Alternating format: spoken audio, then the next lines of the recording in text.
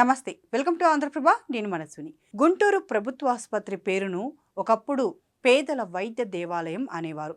ఇప్పుడు మాత్రం ప్రాణాలకు పరీక్షా కేంద్రంగా మారిందేమోనన్న అనుమానాలు కలుగుతున్నాయి. మొన్న రక్త పరీక్షల ల్యాబ్లో అగ్ని ప్రమాదం, నేడు బర్న్స్ వార్డులో పైకప్పు కూలిపోవడం, ఇలా చూస్తుంటే ఆసుపత్రిలో చికిత్స కంటే ప్రమాదాలే వేగంగా జరుగుతున్నాయనే విమర్శలు వినిపిస్తున్నాయి. రోగి ఏ విభాగానికి వెళ్తాడో అనే కంటే ఏ ప్రమాదం ఎదురవుతుందో ముందుగా అంచనా వేసుకోవాల్సిన పరిస్థితి కనిపిస్తోంది. పాలమూరుకు చెందిన కుమారి అనే మహిళ చెవికి సంబంధించిన సమస్యతో ఆసుపత్రికి వచ్చింది. డాక్టర్ పరీక్షించి మందుల చీటీ ఇచ్చారు. ఇక్కడి వరకు అంతా బాగానే ఉంది. కానీ ప్రభుత్వాసుపత్రి అసలు సర్వీస్ అక్కడి నుంచి మొదలైంది. మందులు తీసుకునేందుకు వెళ్తున్న సమయంలో ఒక్కసారిగా పైకప్పు పెచ్చులు ఊడి ఆమె తలపై పడ్డాయి. గడ్డకు మందులు తీసుకునే లోపే తలకు తీవ్ర గాయం, చివరకు కుట్లు వేయాల్సిన దుస్థితి.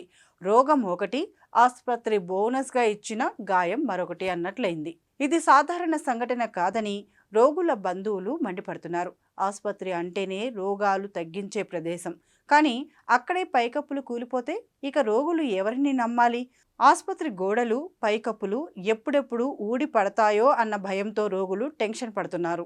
మొన్నటికి మొన్న రక్త పరీక్షల లేబొరేటరీలో అగ్ని ప్రమాదం కలకలం రేపింది. ఇప్పుడు పైకప్పు ఘటన. ఇలా వరుస ఘటనలు జరుగుతున్నా అధికారులు మాత్రం పరిశీలిస్తాం, చర్యలు తీసుకుంటామనే రెడీమేడ్ ప్రకటనలకే పరిమితమవుతున్నారనే విమర్శలు వస్తున్నాయి. భవనాల మరమ్మతులు, భద్రతా ప్రమాణాలు, నిర్వహణ అన్నీ ఫైల్స్కి పరిమితమయ్యాయి అని ప్రజలు ప్రశ్నిస్తున్నారు. ప్రభుత్వాసుపత్రికి వచ్చే పేద ప్రజలకు ప్రైవేటు ఆసుపత్రులు అందుబాటులో ఉండవు. అలాంటి చోట కనీస భద్రత కూడా లేకుండా దారుణమని సామాజిక వర్గాలు ఆగ్రహం వ్యక్తం చేస్తున్నాయి. మందులు తీసుకునే లోపు గోడలు పడతాయో లేదో చూసుకోవాలి అన్నట్లుగా పరిస్థితి మారిందని వ్యంగ్య వ్యాఖ్యలు వినిపిస్తున్నాయి. ఆసుపత్రికి రావడం సాహస యాత్రలా ఉందన్న వ్యాఖ్యానాలు వినిపిస్తున్నాయి.